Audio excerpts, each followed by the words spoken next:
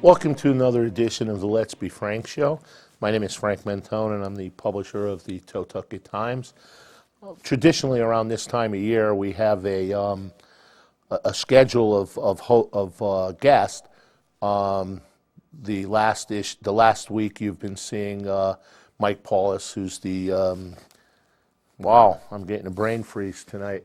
He's the town manager, and he talks about the state of the town. And we will be having down the road Superintendent of Schools Scott Schoonmaker, and my guest today is our state representative, Vincent Candelora. Vin, thank you for joining me today. Happy to be here. Vin's here to talk about the state, what's going on. We used to call it the state of the state, but we don't call it anything now. But this year, one of the things is that this year, first of all, Vin is a state rep. You cover several different towns. I do. I cover all of North Branford. I have North Guilford, parts of Durham, and parts of Wallingford. Okay, because they just redistricted that last 2 years ago, or It's funny. They actually redistricted almost 4 years ago now. Wow. It feels like 2 years ago. Yeah, and it's based on population. So I ended up picking up more towns because of every district represents about 23,000 people.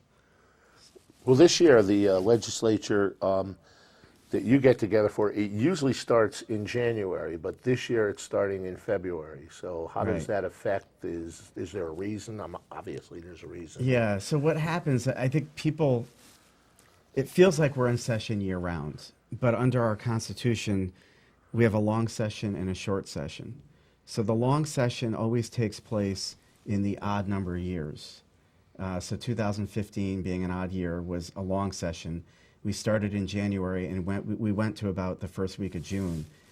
The long session, we are crafting a 2-year budget. And then what we're supposed to do in the short session, which is roughly February to May, it's about 13 weeks, we go in to tweak the budget if there needs to be some adjustments. And we're supposed to be focusing on laws that might be more of an emergency nature.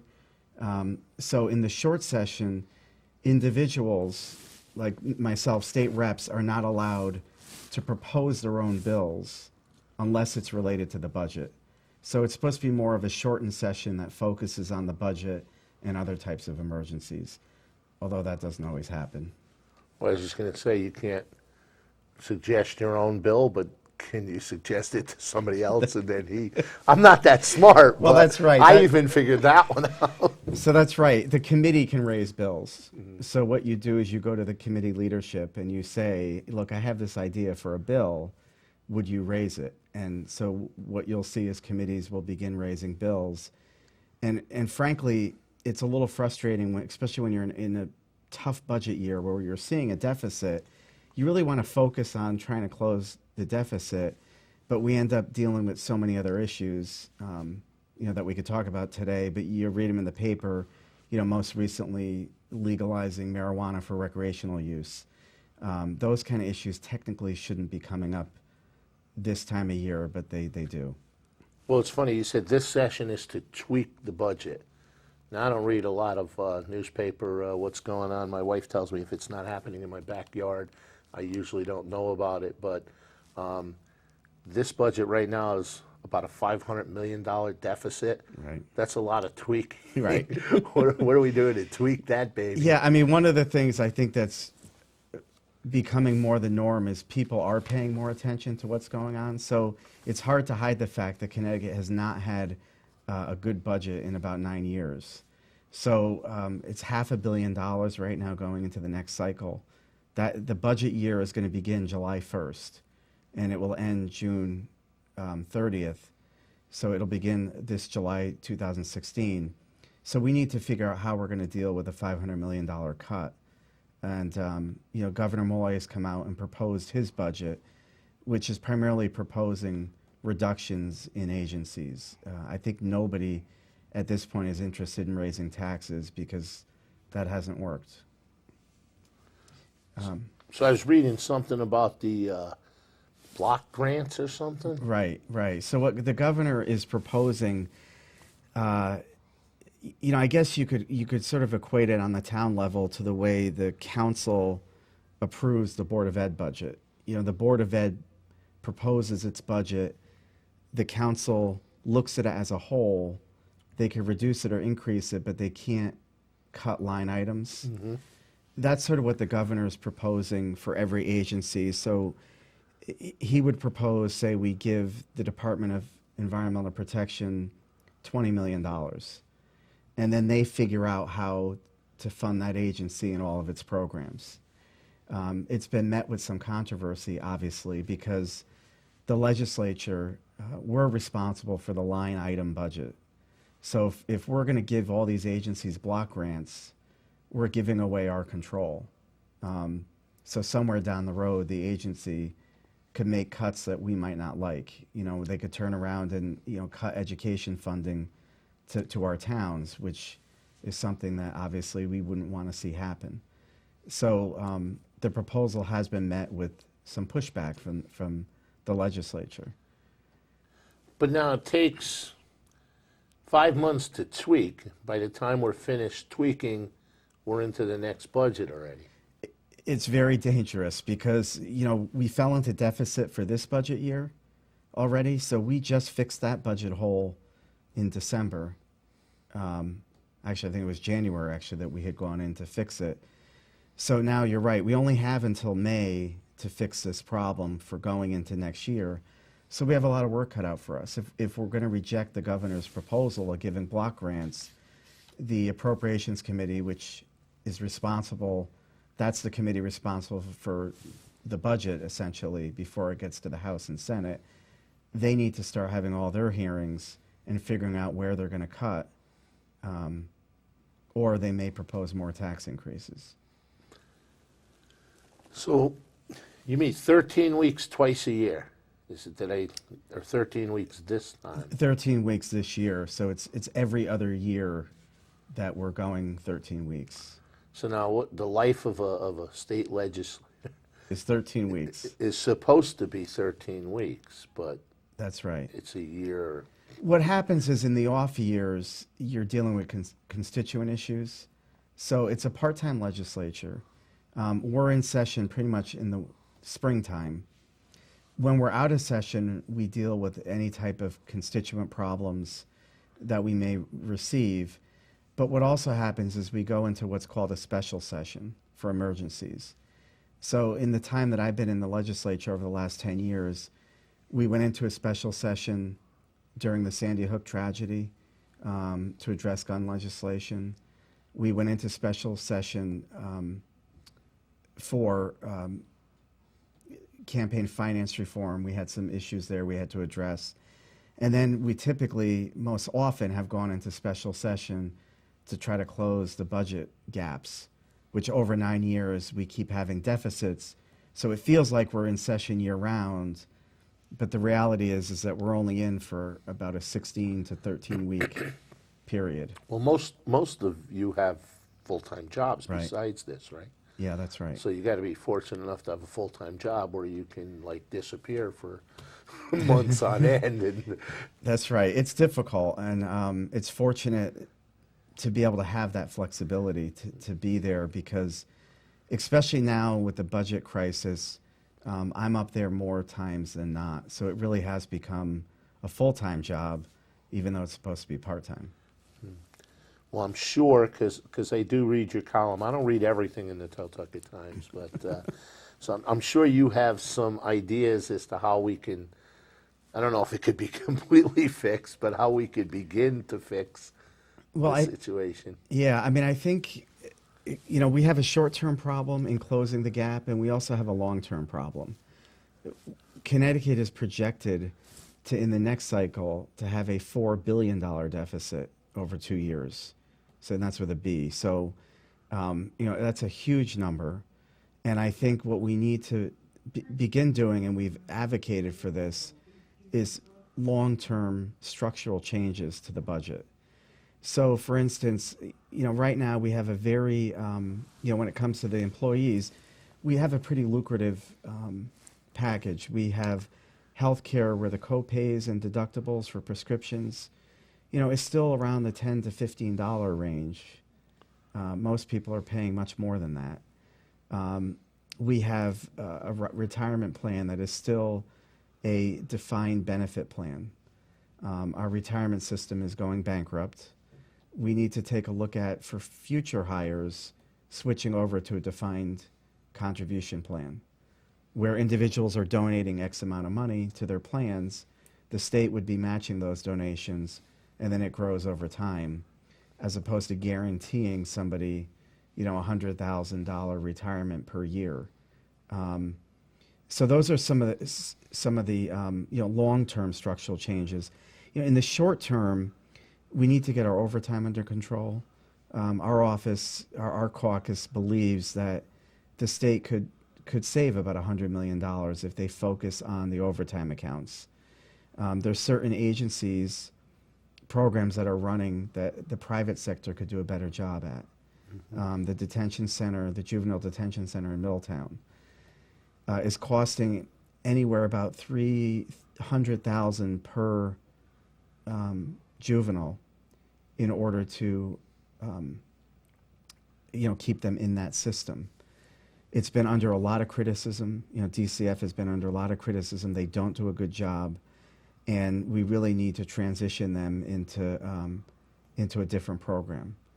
And for instance, BH Care right in Branford, who services North Branford as well for domestic violence. They have programs for mental illness.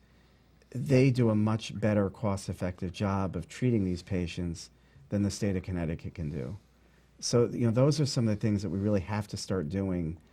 And the governor proposes reducing the workforce again, up to about 1,000 employees, cutting back on through attrition in order to balance the budget as well. And that's the way we're going to get Connecticut back in the right direction. Yeah, I used to, nothing as large as the state of Connecticut, but I used to run a company for a corporate, and they would call up and say, okay, for the next 6 months, there's no overtime. And you'd look at it and say, how am I going to cut overtime for the next 6 months? But you know what? You did it. You did it. And once in a while, if there was an emergency, I'd have to pick up the phone and say to corporate, I'm going to send you an email, and we're going to need X amount of overtime hours to get this job, but we're going to be making this money on this job, so the overtime is obviously worth it. And but you look at it as a supervisor, and you go, I can't cut overtime. We're going to lose this. We're going to lose quality. We're going to lose this. But you did it, and they did it throughout the entire companies that they own, and it worked. Well, so Connecticut, we don't have anybody overseeing the overtime, and that's one of the things we propose is we need somebody overseeing that program. But so if you're working the shift before me and I'm going to be 10 minutes late, and I call you up and say, Frank, can you stay 10 minutes? You say, sure. The state of Connecticut pays you 4 hours, even if you've only stayed 10 minutes. And that racks up quickly. It's and good. So if you got a friend that's going to be 10 minutes late all the time. And if there's not anybody overseeing that, it's an easy way. All of a sudden, employees are accumulating a lot of hours. And that might have been okay 20 years ago when the state had the money to do it, but we don't have the money to do it anymore. Yeah, I mean, obviously, if you're doing something like that's going to affect people's livelihoods. Right. If it's again, it's public it's safety. something they've been getting for all this time that they really didn't. I don't want to say didn't deserve, but if you're working 10 minutes, I'm in a part-time job. I work 10 minutes. If the guy's late, I don't even write it down. But I know, there's different ways of doing it. But well, and if you're hired for a job at $80,000, for instance, so you expect that $80,000 per year. Well, all of a sudden you're making 120 or 130 because you're racking up overtime. That's an abuse of the system. I would think. What other great plans do we have to keep that budget in? Well, I think those are really the primary areas. I know the third rail items where we can't go is taxes. So I serve on the Finance, Revenue, and Bonding Committee, and that's sort of my purview. And we really have to be careful. The revenues, as we're seeing, some of the proposals that came out last year um, are causing businesses to make decisions that we don't want them to make, and that's being moving out of the state, like with GE. Um, I think the next session, what we need to start paying attention to, that I've raised a lot of racket about, is our bonding. We're putting a lot on our credit card. And so, for instance, when this governor took office 6 years ago, our unfunded capital projects, so it's sort of your credit card balance, was about $2 billion. It is now over $7 billion. So he's racking up quite a bit on the credit card. Our debt service continues to increase. There is a quote unquote, bond cap. But the bond cap really is the maximum amount you could spend as opposed to the prudent amount. And we're hitting that bond cap already. So we need to look at having a bond cap that's more realistic and getting these projects that are unfunded and sitting on our credit card, getting them off our credit card and paid for. And so we do have some proposals in our caucus, the House Republicans, to, by statute, limit the governor's ability to borrow money. Well, that makes sense. Yeah. I have a relative who did that, and I'm still trying to pay off the credit cards. I mean, we don't have a relative that's going to pay off those credit cards for us, so that probably won't work. While we're on, you mentioned some proposals. What proposals, budget included, but anything else, what have you been Well, I think a big one that we continue to hear about, and I think does rise to the level of an emergency that we should look at, is the amount of the heroin overdoses that we're seeing around Connecticut. Yeah, that's scary. Yeah, it's more than doubled from last year. Some of the statistics are frightening, and I think there's sort of a twofold issue. Is one, how do we prevent people in the immediate future from overdosing? So trying to save their lives. And two, how do we prevent people from taking heroin to begin with? And so some of the proposals that we're seeing, and actually I just had a public hearing today in public health, which I serve on that committee, talking about... How many committees do you serve on besides... So I serve on 5 committees. Besides the regular being the state? It's part of the job. Everybody serves. Most people serve on about 3 committees. I guess I drew the short straw, but I enjoy them. I serve on public health. I serve on the finance committee, the regulations review committee, which reviews all the regulations in the state of Connecticut that the agencies propose. And then I serve on legislative management committee, which sort of oversees the building and some of the management decisions. And I serve on the Judiciary Committee, which oversees the criminal laws and our judicial appointments and all that nature. So with the Judiciary Committee and the Public Health Committee, I think we're going to be seeing a lot of reforms being proposed revolving around drug addiction, drug dealing. In public health today, we're seeing a proposal to expand the ability for our first responders to provide Narcan, which is a drug used to counteract a heroin addiction, and to provide certain immunities so people can, give people the Narcan drug, and it neutralizes a heroin overdose. So it literally brings people back to life. And there's some issues that we're grappling with that, because with the providing of the Narcan, what I'm learning today is that there's people that are going through the heroin addiction, they will come down off of that drug and have some severe side effects from it. So after you administer the drug, within 20 minutes, they really need additional treatment. So while we're trying to expand the access to Narcan to prevent overdoses, we also need to have the proper training put into place. And then we need to talk about why, our youth and our population are becoming more addicted to drugs, like painkillers and heroin. Now, is the Narcan, issue, is that federal? Do they do it in other states, or are we going to be the first? No, there are other states that have looked at expanding access to it, and so it is federally governed, but states also have jurisdiction over it. So there are actually some states that allow Narcan to be over the counter, so you could walk in and purchase it like cold medicine. And I think we do have a proposal out there to make it over the counter in Connecticut, but one of the concerns is people need to know how to administer it. So we want to make it more accessible to prevent people from dying, but we don't want to make it too accessible that people don't know what they're doing with it. So that's sort of the balance that we're going to be looking at this session. Yeah, because it gets scary. I mean, when I grew up, obviously there was stuff like that, but we had so much less than a lot of the kids have today.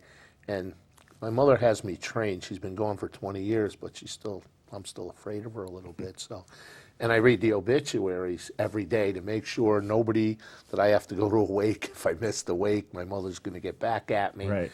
And you keep seeing these young kids, and it's like, what's going on? They're not supposed to be on this page. No, it's frightening. It's all walks of life. These are kids that were, they could be honor students, they could be athletes, or they could have social or emotional problems. It's all walk of life that we're seeing, and it is scary. In my opinion, what we're seeing, and I'm working a lot with the Guilford Youth Services, and we're starting to see students' perceptions of drugs have changed. I don't think, medical marijuana has changed people's outlook on marijuana, and we're starting to see a rise in the use of recreational marijuana. The e-cigarettes and the vaping now, we're seeing an increase in children using tobacco through the vaping system because you can't smell it, it's harder to detect, and it doesn't seem that it's as bad as smoking tobacco. And that leads to other things, experimenting into other areas. And so I think we need to start pushing back in those areas and working with our youth so they do have a fear of some of these drugs and they don't try it the first time. Because I'm told in talking with heroin addicts, it's the most difficult thing to get away from the minute you start.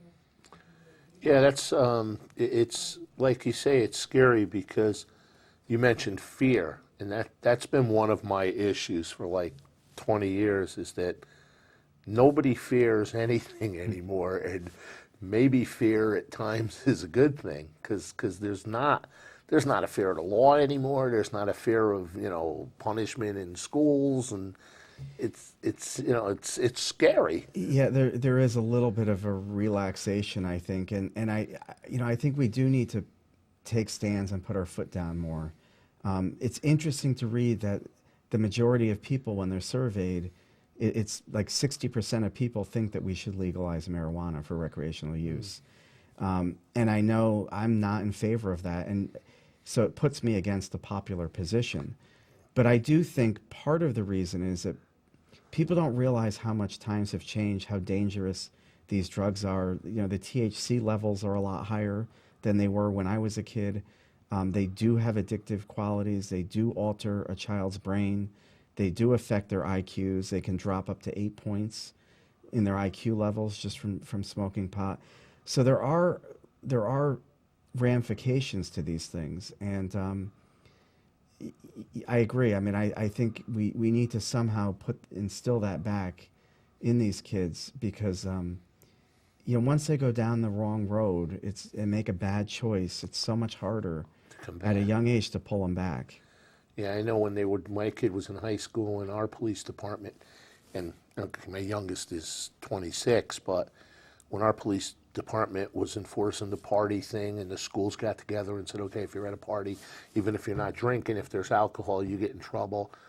That really scared my son. Yeah. I mean, he wouldn't even go to some of those parties because he knew. And I'd say, oh, so-and-so's having a party. I didn't know. I was in left field someplace. And he wouldn't go. He said, I'm not going. And maybe some of the parents were all like, you're being Gestapo tactics and all this. But I was like, hey, you got any more of those tactics? Because my son's going somewhere else tonight. Yeah, and I think too, people, again, times have changed. I don't know if I was in the legislature, if I wasn't in the legislature, I don't know if I would have known all that I know about e-cigarettes and marijuana and the damaging effects of those things. And so as a parent, even with social media and all these things that children are bombarded with, we need to start paying attention more to what's going on in their lives because there's just so much more out there than when we were growing up. All right. Well, we got off the subject, but I think that's an important subject to get on. We ought to do a whole show on that, I think. We probably But, could. he's telling me we got about 2 or 3 minutes left, so anything else we want to hit? Well, I think the biggest issues that we are going to be facing in Connecticut, are the two that we just talked about. Certainly, one of the other proposals that the governor has right now is, along the lines of children, is looking at our criminal laws and when do you start treating somebody as an adult under the law and when do you treat them as a juvenile. So there are some proposals out there that want to try to truly give people a second chance. But one of his proposals right now is to raise that age. So, a 21-year-old who may commit a burglary would be treated differently than if you were, say, 28 years old and you commit a burglary. So that's going to be an interesting battle, I think, or interesting discussion that we're going to have in the Judiciary Committee, because we've always thought of that age as being 18. That's the trigger point. But is there a different age? And when does a brain fully develop and they appreciate the decisions that they're making? So it's going to be interesting. Personal accountability, and when should they be accountable? Versus how many second chances should you give somebody to allow them to have a prosperous future? And so we'll be hearing a lot on that issue this upcoming session. All right. Well, I thank you for coming and sharing all this with us tonight. I didn't put an email or something up there for you. What's the easiest way? Because I know you're always available to the people. I mean, my number's in the phone book, but 1-800-842-1423 is our state phone number. He tells me the graphics on the television. This kid's and good. they just pop right up. It's right. Amazing. So, and also I have a website. It's www.repcandelora.com, and that also has all my contact information. If you go on that website, you could sign up for my emails, and I periodically will email people, things of interest that might be going on around the state or even locally. All right. I thank you again.